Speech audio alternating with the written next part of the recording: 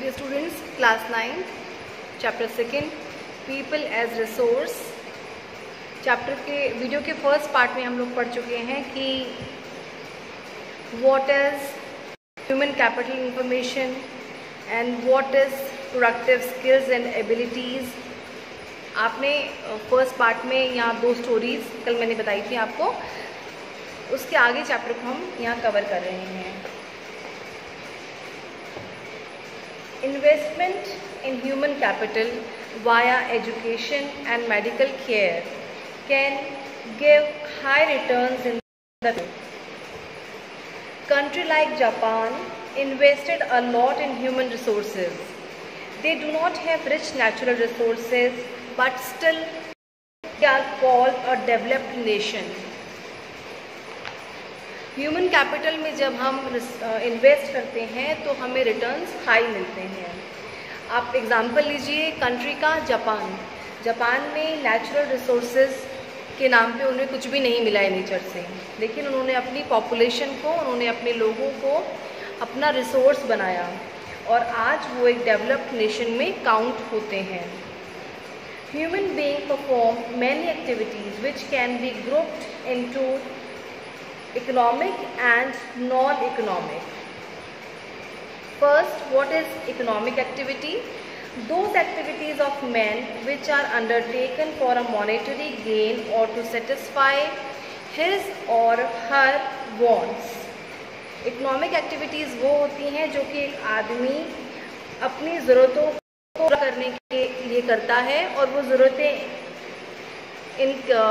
ज़रूरतें पैसे के रूप में भी हो सकती हैं और कोई भी सामान उसको अपनी लाइफ में जिन चीज़ों को, जिन ज़रूरतों को सेटिस्फाई करना है उनको टारगेट बना के जो एक्टिविटीज़ की जाती हैं, they are called economic activities. Example हैं the activities of farmers, workers, shopkeepers, manufacturers, doctors, lawyers, taxi drivers etcetera. They fall under this category, under the category of economic activity. Economic activity को हम आगे दो part में divide कर सकते हैं, market activity and non market activities. Market activities क्या होती हैं? मार्केट एक्टिविटीज़ वो हैं जो टारगेट में रख के किया जाए कि production of goods and services, government and private both, the expectation of पे, बेटर पे और प्रॉफिट. इकोनॉमिक एक्टिविटीज़ वो इकोनॉमिक एक्टिविटीज़ मार्केट एक्टिविटीज़ कहलाती हैं जो कि प्रोडक्शन में जिनसे कि चीज़ें या सर्विसेज का प्रोडक्शन किया जाता है. सर्विसेज चाहे वो गवर्नमेंट हो चाहे वो प्राइवेट हो, और एक टारगेट क्या होता है इनका? बेटर पेमेंट और profit. And what is non market activities? Non market activities वो हैं जो कि सेल्फ कंजप्शन के लिए एक्टिविटीज़ की जाए, सेल्फ कंजप्शन को टारगेट में रख के जो काम किया जाए, they are called non market activities. यहाँ आपने देखा कि इकोनॉमिक एक्टिविटी और नॉन मार्केट एक्टिविटी. जो नॉन मार्केट एक्टिविटीज़ हैं those are not undertaken for any monetary gain. इनको करने से हमें कुछ फायदा है. Called unpaid activities like पूजा पाठ और हाउसकीपिंग और हेल्पिंग द पुअर और डिसेबल्ड एक्सेट्रा. इन कामों को करने से हमें पैसा या फ़ायदा नहीं मिलता है.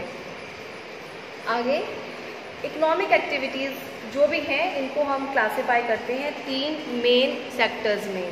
हमारी इकोनॉमिक एक्टिविटीज़ 3 मेन सेक्टर्स में डिवाइड होती है. फर्स्टली प्राइमरी, सेकेंडरी जो है वो secondary activity, and third primary sector जो है they includes activities culture, forestry, animal husbandry, fishing, poultry, farming, mining etcetera. या हम दूसरे शब्दों में बोलें तो वो सेक्टर जिसमें कि goods are produced directly by exploiting nature. Primary sector में हम कौन कौन से काम इंक्लूड करते हैं? Agriculture, forestry, animal husbandry, fishing, poultry, farming, mining, या जो हमें नेचर से डायरेक्टली प्राप्त होती हैं, डायरेक्टली मिलती हैं. और secondary sector Secondary sector is manufacturing, either small or large, and construction activities are included. Okay, and in tertiary activities, tertiary sector provides various types of services like transport, education, banking, insurance, health, tourism, etc. और generally हम India में traditionally जब हम बात करते हैं तो division of labour है जो वो मेन और वुमेन में डिवाइड किया गया है। ट्रेडिशनली हम लोग ये एक्टिविटीज़ को डिवाइड कर देते हैं कि ये काम आदमी का है या ये काम औरत का है। घर के काम संभालना, हाउस होल्ड सारे काम करना, बर्तन धोना, कपड़े धोना, खाना बनाना, ये वुमेन के काम कहा जाता है। और वहीं अगर हम घर की इनकम की बात करें तो घर की इनकम को बढ़ाना, घर को आगे ग्रो करना, ये आदमी का काम कहा जाता है। लेकिन at present scenario this has been change, this concept has been changed. अब जो लेडीज़ हैं, अब जो वुमेन हैं, वो ज़्यादा एजुकेटेड हैं पहले से, और वो बहुत सारी कंपनीज़ में, बहुत सारी गवर्नमेंट और प्राइवेट सर्विसेज में टॉप पे प्रेजेंट हैं, टॉप पे बैठी हुई हैं।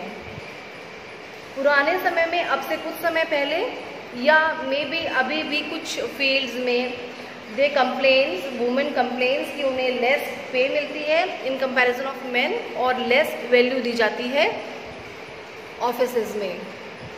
तो ये क्राइटेरिया चेंज करना होगा, क्योंकि वुमेन भी मेन के इक्वली काम कर रही है, मेहनत कर रही है, और उसमें इक्वली गट्स हैं, क्वालिटीज़ हैं।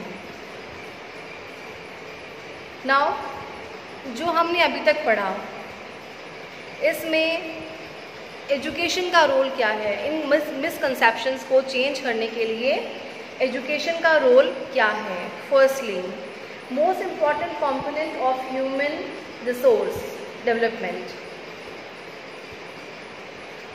Education is the most important component of human resource development. It makes growth in society, enhances national income, cultural richness and efficiency of government. ये क्लियर है कि एजुकेशन हमारी सोसाइटी का सबसे इम्पॉर्टेंट पार्ट है, क्योंकि एजुकेशन ही society को growth देता है, नेशनल इनकम बढ़ाता है, कल्चरल रिचनेस लेकर आता है, और गवर्नेंस की एफिशिएंसी को बढ़ाता है। जब जैसे जैसे एजुकेशन का रेशो बढ़ा, वैसे वैसे हमने देखा कि सोसाइटी अच्छे से ग्रो कर रही है। तो गवर्नमेंट ने अपनी एजुकेशन डिपार्टमेंट पे खर्च होने वाले मनी को बढ़ाया। जैसे कि एग्जाम्पल अगर हम देखें कि 1951-52 में टोटल जीडीपी का एजुकेशन पे खर्च होने वाला हिस्सा था सिर्फ 0.64, जो कि 2002 और 3 में बढ़ के 3.98 हो गया। ओके, अब लिटरेसी जो है ये भी मेन और वुमेन में अनइवन है, मेल और फीमेल में अनइवन है। किसी भी फैमिली में यहाँ पर अगर पैसा लिमिटेड है तो उसी पैसे को घर के बेटे पे इन्वेस्ट करेंगे, बेटी पे इन्वेस्ट करना प्रेफर नहीं करेंगे। एजुकेशन जब आएगी, एजुकेशन का ग्रोथ जब होगा, तब में भी ये क्राइटेरिया चेंज हो। इसलिए कहा जाता है कि role of education is very important. It also varies with urban and rural area. Urban are more literate than rural. Urban और रूरल एरिया में भी डिफरेंस है। रूरल एरिया में कम एजुकेशन है और अर्बन एरिया में एजुकेशन ज़्यादा है।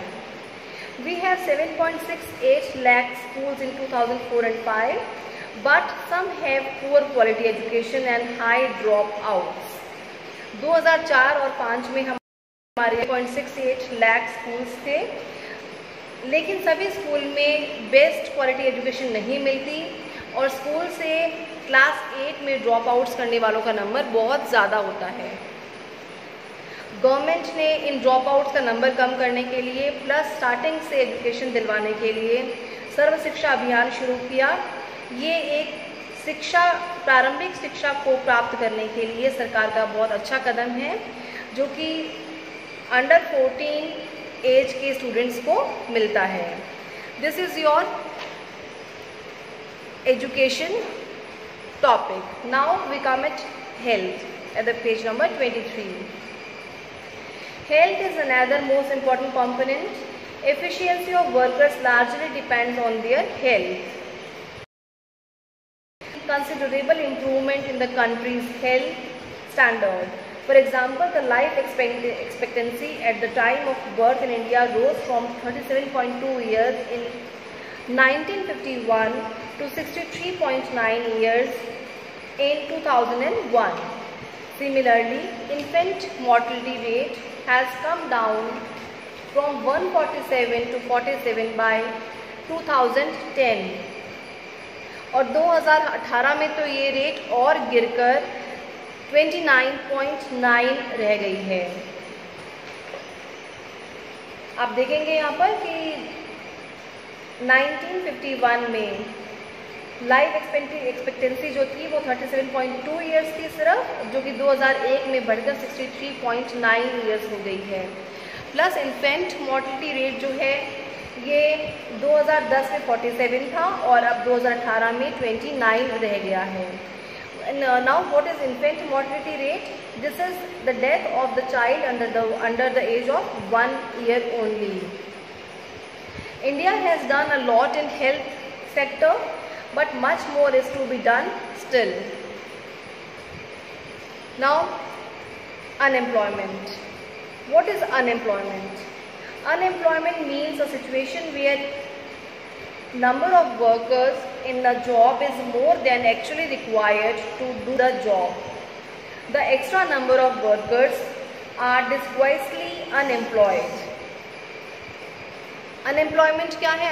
Unemployment means काम करने के वर्कर्स की जितना नंबर हमें चाहिए उससे ज़्यादा नंबर में अगर वर्कर्स वहाँ पर हैं तो ये छुपा हुआ अनएम्प्लॉयमेंट है।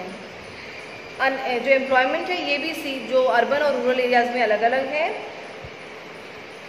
रूरल एरियाज़ में जनरली सीजनल अनएम्प्लॉयमेंट है, डिस्ग्वाइज्ड अनएम्प्लॉयमेंट है, लेकिन अर्बन एरियाज़ में क्या है? Educated unemployment. उनके पास ज़्यादा डिग्रीज होती हैं तो वो छोटा काम करने के लिए या कम सैलरी में काम करने के लिए तैयार नहीं होते, तो this is also called unemployment. Now increase in unemployment is indicator of depressed economy. अगर अनएम्प्लॉयमेंट बढ़ती जाएगी तो हमारी इकोनॉमी डिप्रेस्ड हो जाएगी, और अनएम्प्लॉयमेंट अगर बढ़ती रहेगी तो उसका रिजल्ट क्या रहेगा? रिजल्ट ये रहेगा कि ह्यूमन पावर या ह्यूमन रिसोर्स का वेस्टेज होगा, वर्किंग पीपल जो है उन पे इकोनॉमिक ओवरलोड बढ़ेगा, plus social unrest and tensions बढ़ेंगी. This is your chapter people as resources. हम अपनी पॉपुलेशन को, जितनी पॉपुलेशन है कंट्री में, उसको एक लायबिलिटी या उसको एक जिम्मेदारी ना मानते हुए उसे अपना असेस बनाएं, अपना उसको पॉजिटिव एस्पेक्ट के रूप में देखें कि ये पॉपुलेशन हमें या कंट्री को किस तरीके से फ़ायदा दे सकती है. उस कंट्री को उस पॉपुलेशन को प्रोडक्टिव पॉपुलेशन बनाने के लिए, प्रोडक्टिव रिसोर्स बनाने के लिए हमें क्या करना पड़ेगा? हमें उन्हें एजुकेशन और प्रॉपर हेल्थ प्रोवाइड करनी पड़ेगी. गवर्नमेंट अपनी अलग अलग पॉलिसीज़ बनाए जिससे कि एजुकेशन और हेल्थ सेक्टर में जो डाउनफॉल्स हैं उनको दूर किया जा सके. ओके, आप इस चैप्टर के सभी टॉपिक्स को अच्छे से समझें. जहाँ प्रॉब्लम आएगी वहाँ हम आगे डिस्कस करेंगे. इस चैप्टर को पढ़ने के बाद में आपके पास में यहाँ 15 क्वेश्चन हैं जिन्हें आप अपनी नोटबुक में करेंगे. Okay, thank you.